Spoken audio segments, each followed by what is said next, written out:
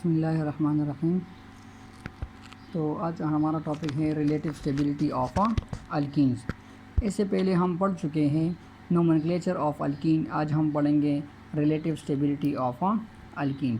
Relative stability of alkene में हम क्या करेंगे कि हम अल्कीन के किसी भी दो कंपाउंड, मतलब हमारे पास दो कंपाउंड होंगे, दोनों हमारे पास मेंबर ऑफ अल्कीन ही होंगे और हम दोनों की स्टेबिलिटी और दोनों की रिएक्टिविटी एक दूसरे के साथ क्या करेंगे, कंपेयर करेंगे इस टॉपिक में। अब हमारे पास क्या होगा कि स्टेबिलिटी और रिएक्टिविटी के दरमियान जो रिलेशनशिप है वो दोनों में इनवर्स रिलेशनशिप है। इट मीन्स कि अगर आपके पास कोई भी कंपाउंड, चाहे वो अल्कीन हो या कोई भी दूसरा कंपाउंड हो, जितना स्टेबल होगा इट मीन्स कि वो उतना ही लेस रिएक्टिव होगा। जितना मोर स्टेबल होता जाएगा वो उतना लेस रिएक्टिव होता जाएगा। जितना आपके पास एक कंपाउंड लेस स्टेबल होता जाएगा वो उतना ही मोर रिएक्टिव आपके पास होता जाएगा। अब हमारे पास फैक्टर्स इफेक्टिंग, या वो कौन कौन से ऐसे फैक्टर्स हैं जिनके बेसिस पर हम कह सकते हैं कि एक अल्कीन की रिएक्टिविटी दूसरे से डिफरेंट होगी, तो वो पढ़ते हैं। फर्स्ट वन हमारे पास है नंबर ऑफ सब्स्टिट्यूएंट। या चलो इससे पहले हम डिस्कस कर लेते हैं position of double bond. Alkyne में हमारे पास मौजूद होता है क्या चीज़, डबल बॉन्ड्स मौजूद होते हैं। अब हमारे पास नॉर्मली दो तरह के अल्कीन होते हैं on the basis of position of double bond, internal alkyne और एक्सटर्नल अल्कीन, या इसको हम इंटरनल अल्कीन और इसको हम टर्मिनल अल्कीन भी कहते हैं। अब हमारे पास क्या होगा कि इंटरनल अल्कीन में क्या मौजूद होगा कि जो डबल बॉन्ड मौजूद हैं ये चेन के, कार्बन जो चेन है उसके दरमियान में हमारे पास आएगा, तो ऐसे अल्कीन को फिर हम क्या कहेंगे, इंटरनल अल्कीन। जबकि एक्सटर्नल अल्कीन में ये जो कार्बन चेन होगा तो डबल बॉन्ड या तो यहाँ पर फर्स्ट नंबर कार्बन पर अटैच होगा या आपके पास यहाँ पर कार्बन नंबर फर्स्ट पर अटैच होगा, तो ऐसे अल्कीन को हम कहेंगे एक्सटर्नल अल्कीन या टर्मिनल अल्कीन। इसको हम टर्मिनल अल्कीन भी कहते हैं। अब क्या होगा, इन दोनों में अगर हम देखें तो इंटरनल अल्कीन हमारे पास होगा मोर स्टेबल, जबकि एक्सटर्नल अल्कीन हमारे पास होगा लेस स्टेबल। रीज़न क्या होगी कि हमारे पास जब ये कोई एटम या ग्रुप ऑफ एटम इस अल्कीन पर अटैक करेगा तो वो अटैक करेगा आकर डबल बॉन्ड पे, तो यहाँ पर डबल बॉन्ड चेन के दरमियान में मौजूद है, लिहाजा वहाँ तक पहुँचना डिफ़िकल्ट है as compare to this double bond. लिहाजा हम कह सकते हैं कि यहाँ पर अटैक करना डिफ़िकल्ट होगा किसी भी अनदर एटम या ग्रुप ऑफ एटम के लिए as compare to this alkene. तो इस वजह से हम कहते हैं कि ये वाला मोर स्टेबल होगा as compare to this one, और मोर स्टेबल का मतलब ये लेस रिएक्टिव होगा as compare to this alkene. दूसरा जो फैक्टर हमारे पास है जिसकी वजह से हम कहते हैं कि दो अल्कीन्स की रिएक्टिविटी एक दूसरे से डिफरेंट हो सकती हैं, वो है नंबर ऑफ सब्स्टिट्यूएंट। हमारे पास अल्कीन में जो सब्स्टिट्यूएंट अटैच होते हैं उसकी तादाद, सिंपल सी बात है कि जिस अल्कीन में सब्स्टिट्यूएंट की तादाद हमारे पास जितनी ज़्यादा होती जाएगी तो हमारे पास उसकी स्टेबिलिटी उतनी ही मोर या इंक्रीज़ होती जाएगी। जिस अल्कीन में हमारे पास सब्स्टिट्यूएंट की तादाद जितनी कम होगी हम कहते हैं कि उसकी स्टेबिलिटी या रिएक्टिविटी भी हमारे पास उतनी ही क्या होगी, कम होगी। तो जब नंबर ऑफ सब्स्टिट्यूएंट ग्रेटर हैं तो मतलब वो अल्कीन मोर स्टेबल होगा, लेस रिएक्टिव होगा। नंबर ऑफ सब्स्टिट्यूएंट जितने कम होंगे वो उतना ही लेस स्टेबल और मोर रिएक्टिव होगा। फॉर एग्जांपल हम इन दोनों अल्कीन को एक दूसरे के साथ कंपेयर करें। ये जो अल्कीन है इसमें चार सब्स्टिट्यूएंट होते हैं, methyl group, methyl, methyl and methyl. यहाँ पर इस अल्कीन में 3 मिथाइल ग्रुप्स हैं, तो इसमें 3 सब्स्टिट्यूएंट अटैच हैं और हम कह सकते हैं कि यहाँ पर 4 सब्स्टिट्यूएंट अटैच हैं। तो ये 4 वाला सब्स्टिट्यूएंट जिसमें सब्स्टिट्यूएंट की तादाद 4 है ये मोर स्टेबल होगा और लेस रिएक्टिव होगा as compare to this alkene जिसमें ये क्या होगा, लेस स्टेबल और मोर रिएक्टिव होगा। दूसरा हमारे पास क्या है, पोजीशन ऑफ सब्स्टिट्यूएंट, कि जो सब्स्टिट्यूएंट अटैच हैं वो उसकी पोजीशन क्या है, उसकी लोकेशन क्या है। तो उसके बेसिस पर अल्कीन में हमारे पास दो तरह के अल्कीन हैं, सिस फॉर्म अल्कीन या ट्रांसफॉर्म, जो कि हमारे पास ए टाइप ऑफ आइसोमेरिज्म भी है, cis form alkene and trans form alkene. Cis form alkene कौन सा होगा कि डबल बॉन्ड के अक्रॉस अगर दोनों सब्स्टिट्यूएंट या दोनों बल्कि ग्रुप्स, मतलब जो सब्स्टिट्यूएंट है, मतलब यहाँ 2 हाइड्रोजन है, यहाँ पर 2 CH3, सोचिए CH3 और बल्कि groups as compare to hydrogen. जो दो बल्कि ग्रुप्स हैं CH3 वो हमारे पास क्या हैं, दोनों सेम साइड पर हैं। तो ऐसे अल्कीन को हम सिस अल्कीन या सिस आइसोमर कहते हैं। यहाँ पर जो ट्रांसफॉर्म है इसमें हमारे पास जो मिथाइल ग्रुप्स अटैच हैं वो दोनों एक दूसरे के ऑपोजिट साइड्स पर अटैच हैं। तो इसको हम क्या कहेंगे, ट्रांस अल्कीन या ट्रांसफॉर्म कहेंगे। तो ये जो ट्रांस अल्कीन होगा या ट्रांसफॉर्म होगा जिसमें सब्स्टिट्यूएंट दोनों एक दूसरे के ऑपोजिट साइड्स पर अटैच हैं वो मोर स्टेबल होगा as compare to cis form alkene. और मोर स्टेबल का मतलब वही बात कि मोर स्टेबल का मतलब कि ये लेस रिएक्टिव होगा, और लेस स्टेबल का मतलब ये मोर रिएक्टिव होगा, क्योंकि स्टेबिलिटी और रिएक्टिविटी के दरमियान इनवर्स रिलेशनशिप है। लास्ट नंबर जो आपके पास फैक्टर हैं वो है nature of substituent. Nature of substituent के बेसिस पर हमारे पास दो तरह के सब्स्टिट्यूएंट मौजूद हैं। एक हमारे पास है नेचर ऑफ सब्स्टिट्यूएंट के बेसिस पर दो तरह के सब्स्टिट्यूएंट, लाइटर ग्रुप, दूसरे को हम कहते हैं बल्कि ग्रुप। फॉर एग्जांपल हम इन दोनों अल्कीन को कंपेयर करें, यहाँ पर भी दो सब्स्टिट्यूएंट हैं, यहाँ पर भी दो सब्स्टिट्यूएंट हैं। यहाँ पे दोनों सब्स्टिट्यूएंट मिथाइल ग्रुप्स हैं, यहाँ पर दोनों सब्स्टिट्यूएंट इथाइल ग्रुप हैं, C2H5 C2H5 CH3 and CH3। अब यहाँ पर दो सब्स्टिट्यूएंट हैं, यहाँ पर भी दो सब्स्टिट्यूएंट, सिस फॉर्म है, ये भी सिस फॉर्म है। लेकिन फ़र्क क्या है कि जो सब्स्टिट्यूएंट अटैच हैं वो यहाँ पर कौन से फॉर्म है, लाइटर हैं, लाइटर ग्रुप्स अटैच हैं एज ए सब्स्टिट्यूएंट। यहाँ पर जो सब्स्टिट्यूएंट अटैच हैं वो बल्कि ग्रुप्स हैं, बल्कि ग्रुप्स अटैच हैं एज ए सब्स्टिट्यूएंट। तो ये जो बल्कि groups as a substituent attach हैं हम कहते हैं कि ये वाला मोर स्टेबल होगा as compare to those alkene जो कि हमारे पास क्या होगा, लाइटर। तो अगर सब्स्टिट्यूएंट का नेचर लाइटर है तो वो वाला अल्कीन लेस स्टेबल होगा और मोर रिएक्टिव होगा as compare to that alkene जिसमें हमारे पास क्या मौजूद हैं, बल्कि ग्रुप्स जो अटैच हैं वो क्या हैं, बल्कि ग्रुप्स हैं, या हम कहते हैं कि वो हेवी ग्रुप्स अटैच हैं। तो वो वाला आपके पास मोर स्टेबल होगा और लेसा रिएक्टिव इन नेचर होगा। दूसरा हमारे पास है, अब इसके बाद जो टॉपिक है that is structure of alkyne, that is a structure of alkyne.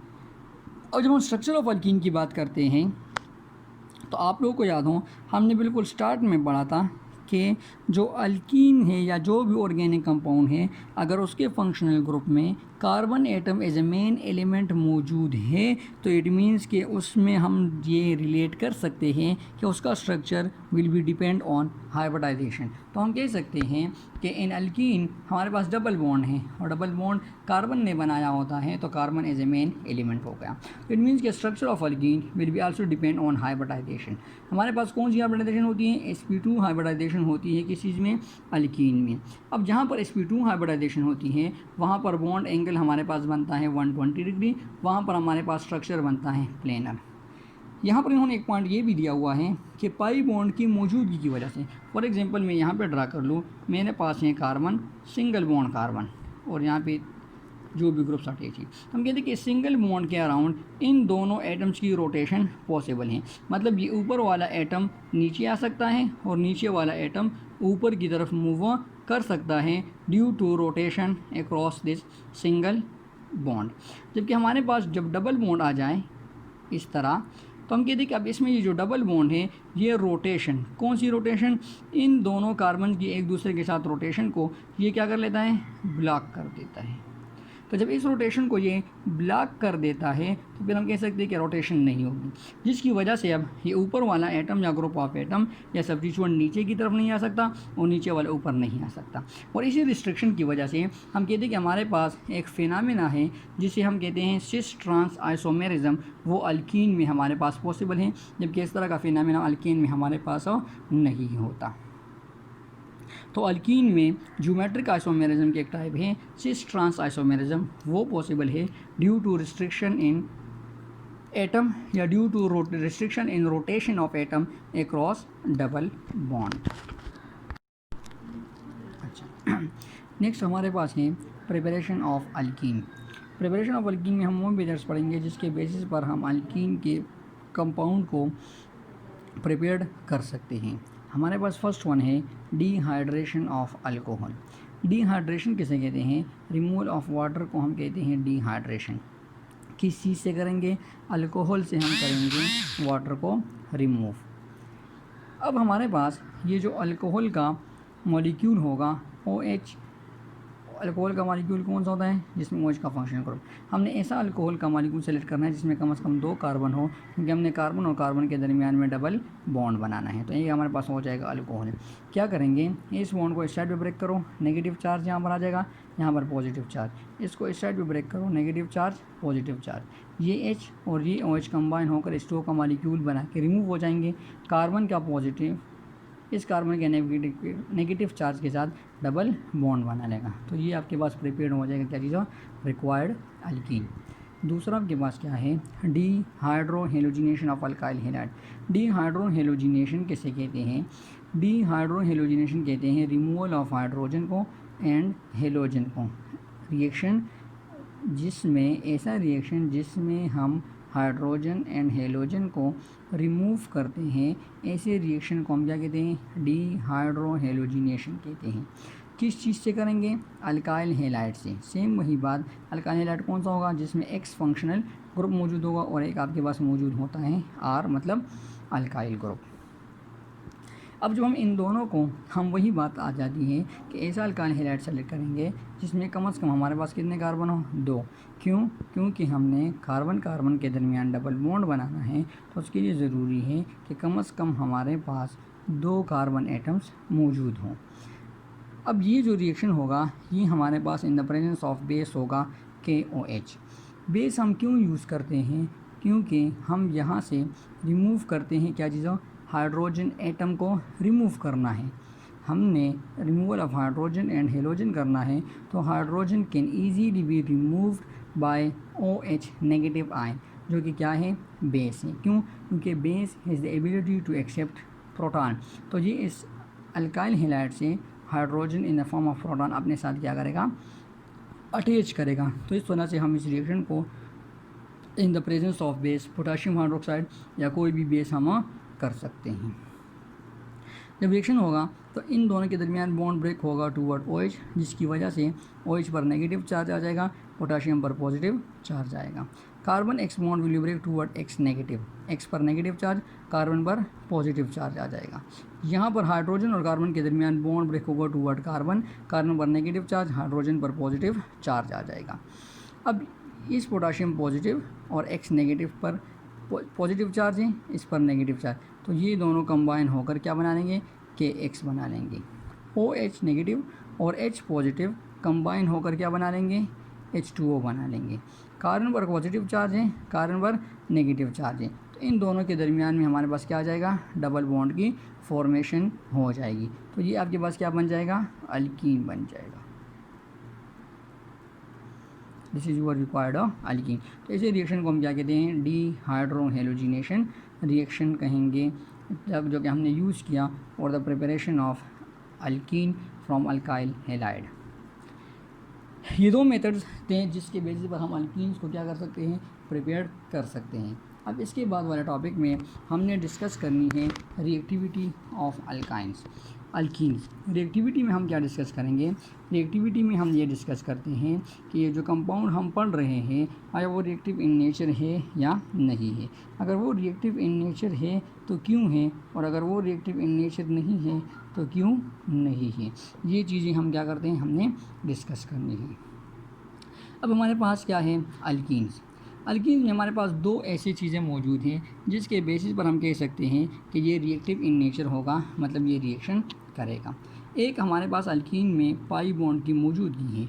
Pi bond हमारे पास होता है क्या चीज़, वीकर बॉन्ड होता है। पाई बॉन्ड क्या होता है, वीकर बॉन्ड। वीकर बॉन्ड का मतलब कि कैन ईजीली भी ब्रेक, ईजीली ब्रेक हो सकता है। यहाँ जब ईजीली ब्रेक हो सकता है तो रिएक्शन करने की पॉसिबिलिटी मौजूद है। दूसरा हम कहते हैं कि ये अनसेचुरेटेड। अनसेचुरेटेड नेचर का मतलब कि इसमें हम मज़ीद कोई एटम की एडिशन कर सकते हैं। जब हम इसे मज़ीद किसी एटम की एडिशन कर सकते हैं तो हम कह सकते हैं कि इसको हम क्या कहेंगे, अनसेचुरेटेड कहेंगे।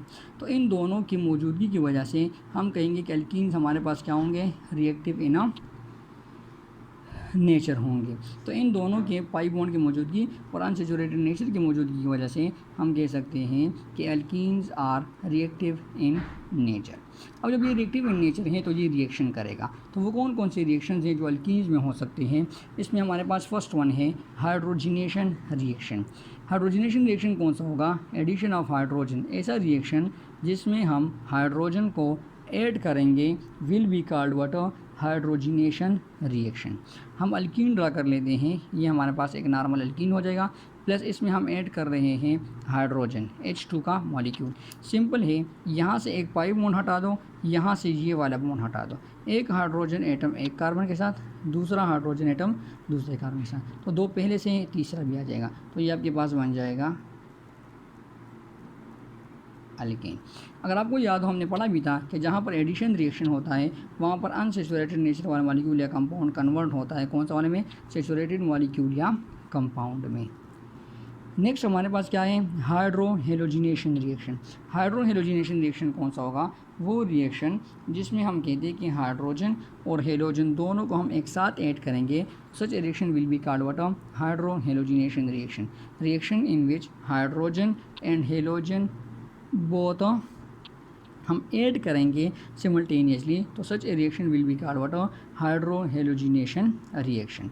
हम अल्कीन ड्रा कर लेते हैं, carbon double bond carbon plus HX।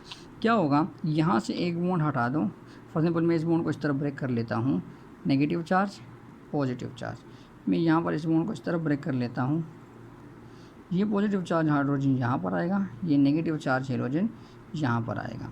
तो फॉर एग्जांपल आपके पास अगर मैं इस बॉन्ड को इस तरफ अकॉर्डिंग टू द प्रोडक्ट हटा दूँ, तो यहाँ पर नेगेटिव चार्ज लिख लूँ, यहाँ पे पॉजिटिव चार्ज लिख लूँ, तो ये H आपके पास यहाँ पर आ जाएगा और ये X आपके पास यहाँ पर आ जाएगा। एक जगह पर X पॉजिटिव वाले के साथ X नेगेटिव आ जाएगा और नेगेटिव वाले के साथ X पॉजिटिव आ जाएगा। अच्छा, इसमें हमारे पास फिर कुछ और केसेस मौजूद होते हैं, साइमेट्रिक और अनसाइमेट्रिक। बल्कि मैं इस रिएक्शन को थोड़ा दोबारा करा देता हूँ। कार्बन मौजूद हो, डबल बॉन्ड हो, ये दोनों हाइड्रोजन अपनी जगह पर, प्लस इसमें मैंने HX ऐड किया, ये बॉन्ड मैंने इस तरफ ब्रेक किया, ये बॉन्ड मैंने इस तरफ ब्रेक किया, H पॉजिटिव यहाँ पर आ जाएगा, X नेगेटिव यहाँ पर आ जाएगा, ये हो जाएगा, यहाँ पर आ जाएगा X, यहाँ पर आ जाएगा हाइड्रोजन, ये दोनों अपनी जगह पर, ये दोनों अपनी जगह पर। तो ये आपके पास बन जाएगा क्या चीज़? अल्काइल हैलाइड बन जाएगा, या हम कह सकते हैं इसको हम सब्स्टिट्यूटेड अल्केन भी कह सकते हैं। इसको हम अल्काइल हैलाइड भी कह सकते हैं, इसको हम सब्स्टिट्यूटेड अल्केन भी कह सकते हैं। अच्छा, आपने क्या करना है? सेम इन्हीं रिएक्शंस को, इसको जो रिएक्टिविटी ऑफ अल्कीन्स है, इसको आपने सही पैराग्राफ फॉर्म में लिख के एज एन असाइनमेंट सबमिट करना है। और ये preparation of alkyne, reactivity of alkyne और ये जो दो रिएक्शन हमने पढ़े, हाइड्रोजिनेशन एंड हाइड्रोहेलोजिनेशन, इनको सही थ्योरी के फॉर्म में आपने थ्योरी के साथ साथ ये जितनी हमने यहाँ पर बातें डिस्कस की, इसको रिटन फॉर्म में दोबारा सबमिट कर लेने होंगे। तो इससे आपकी प्रैक्टिस भी हो जाएगी और आपकी असाइनमेंट भी हो जाएगी। Thank you.